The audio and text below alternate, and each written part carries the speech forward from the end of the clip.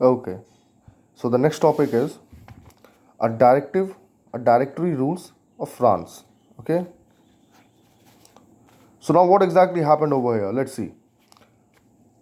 So after the end of reign of terror of Maximin Robespierre and after the fall of Jacobians government, अब Jacobians government के अंदर जो लोग मौजूद थे उनमें कुछ अपर मिडिल क्लास के लोग भी इन्वॉल्व थे.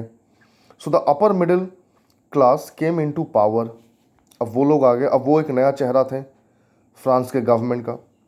And a new constitution was introduce which denied the vote to non propertied sections of society. तो अब नए लोग जो अपर मिडिल क्लास के आए, इन लोगों ने एक नया संविधान बनाया, new constitution with new set of rules. अब इसमें उन लोगों के अलग से कुछ विशेषज्ञ कानून तरीके से उन लोगों ने इम्प्लीमेंट किए थे. So what were those? At first, as per the new constitution, only those can vote who are having such as of house और प्रॉपर्टी. वैसे लोग ही फ्रांस में वोट दे सकते हैं जिनके पास अपना घर हो या बहुत तादाद में प्रॉपर्टी हो. तो यहाँ तो पहले ही उन लोगों की कानून में पार्शलिटी आ गई. ठीक. दूसरी चीज़, and after this the people who voted out they will make to legislative council. इसके बाद जो तमाम वो अपर मिडिल क्लास के लोगों के द्वारा जो कानून बनाया गया और जिन लोगों के पास घर और प्रॉपर्टी ऐसी जैसी चीज़ें थी, तो people like this who had this kind of property of houses and all, so they voted out, so they gave vote, they casted their vote, and after casting their vote a new framework of legislative council word form. दो legislative council जैसे ऐसे form किए गए. ठीक है. अब इसको थोड़ा ध्यान से देखते हैं. Let's see. As per the new constitution, ये हो गया पीपल ऑफ फ्रांस. ये पीपल ऑफ फ्रांस में वो लोग हैं जिनके पास घर और प्रॉपर्टी जैसी चीज़ें हैं. Now this people are voting out. इन लोगों ने वोट किया तो दो लेजिस्लेटिव काउंसिल्स बने. अब इस लेजिस्लेटिव काउंसिल्स के द्वारा डायरेक्टरी फॉर्मेट पैटर्न इलेक्ट हुआ. And in this directory format 5 members were appointed. Fine. Now come to the later part of the explanations. But after this formation of all this framework of legal framework in France by the new constitutions, eventually certain things didn't went good as per these structures of constitutional pattern of work. बनने के बाद कुछ चीज़ें बिल्कुल विस्तार रूप से आगे नहीं बढ़ पाई. Reason, first of all, rather than one head, council members chaired the directory compiled of 5 members so that one member doesn't have entire power. ये 2 लेजिस्लेटिव काउंसिल चाहते तो एक मेंबर को भी यहाँ डायरेक्टरी के अंदर बना सकते थे हेड. लेकिन चूंकि अगर एक को बनाते तो इनके मंशा क्या थी, what they thought about that if one member would be appointed as a directory he would have gained all the power. उसके पास सारी पावर आ जाती. सो व्हाट ही डिड, उसने 5 लोगों को मेंबर बनाया. 5 लोग, 5 तरह के ideologies, 5 kind of different thinking power potential they might be having. So maybe they would clash in their own ideologies and all. तो उन लोगों ने 5 लोगों को मेंबर बनाया.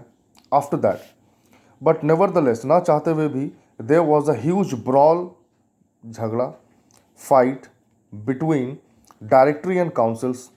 ना चाहते हुए भी धीरे धीरे एक झगड़े की एक किस्सा जैसा क्रिएट होने लगा. The directors often refuse to interrupt legislative councils not to work appropriately. अब ये डायरेक्टर्स लेजिस्लेटिव काउंसिल्स के चीज़ों को डिसमिस कर देते. ठीक है. डिसमिस करने की वजह से इनका काम रुक जाता. अब ये पहले तो सत्ता में, पहले तो पावरफुल ये थे कि ये लोग वोट कर रहे हैं, फिर ये बन कर आए, फिर इन लोगों ने ये बनाया, तो अल्टीमेट पावर तो इनके हाथ में आ गई. So now they can dismiss over here, due to which there was an inappropriate way of working.